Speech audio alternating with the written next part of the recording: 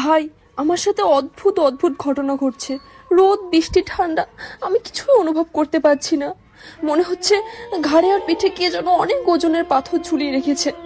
ব্যথা সহ্য করতে পারছি না, নিজেকে পাগল পাগল লাগছে। না না দিদি, তুই নিজেকে ভুল ভাবছিস। তুই এসব কথা বলিস না। শোন, আমি শহরের সব থেকে বড় ব্রেনের ডাক্তারের সঙ্গে এক্ষুনি কথা বললাম, তোর ওখানে পাঠাচ্ছি। উনি তোকে চেক করবে। আর তুই চিন্তা করিস না, তোর কিচ্ছু হয়নি। ভাই, তুইও আমার কাছে ব্রেনের ডাক্তার পাঠাতে চাস? তার মানে কি তুইও ভেবে নিয়েছিস যে আমি পাগল হয়ে গেছি? আরে না না, আমি কখন বললাম তুই পাগল হয়েছিস? ব্রেনের ডাক্তার দেখা করে জাস্ট তোকে চেক করবে মনের শান্তির জন্য। আর তোর কি কি সমস্যা ডাক্তারকে সব খুলে বলবি, তবেই তো বুঝতে পারবে। আর তাড়াতাড়ি একটা সুস্থ হওয়ার রাস্তা খুঁজে পাওয়া যাবে।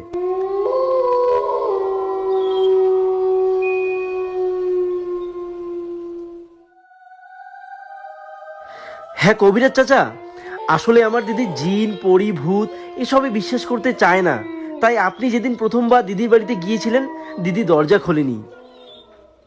তাই দিদির বাড়িতে আমি আজকে ব্রেনের ডাক্তার পাঠালাম। দেখা যাক যদি কোনো সমাধান বেরিয়ে যায়। How impossible!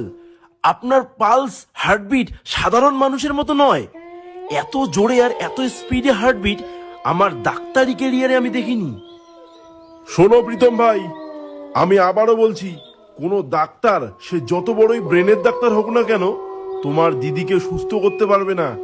তোমার দিদির উপর জিন ভর করেছে। কবিরাজ চাচা, যদি আপনার কথাই সত্যি হয়, তাহলে আমার দিদিকে ঠিক করার উপায় কি? কিছু তো একটা সমাধান আছে। প্লিজ আপনি কিছু একটা করুন, যাতে আমার দিদি আগের মতো স্বাভাবিক হয়ে যায়। দেখো, আমি সব শোনার পর যা বুঝলাম, এই বিষয়ে আমি তোমাকে সাহায্য করতে পারবো না। এটা আমার ধরাছোঁয়ার বাইরে। তোমার দিদিকে যে জিন ধরেছে সেটা এতটাই শক্তিশালী আমি এর আগে কখনো দেখিনি।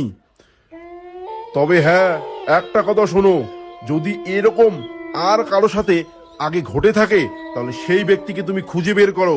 সেই ব্যক্তি যদি বেঁচে থাকে, তাহলে সেই ব্যক্তিই তোমাকে একমাত্র সাহায্য করতে পারবে। এরকম আর কারোর সাথে ঘটেছে কিনা আমি কোথায় খুঁজে পাবো?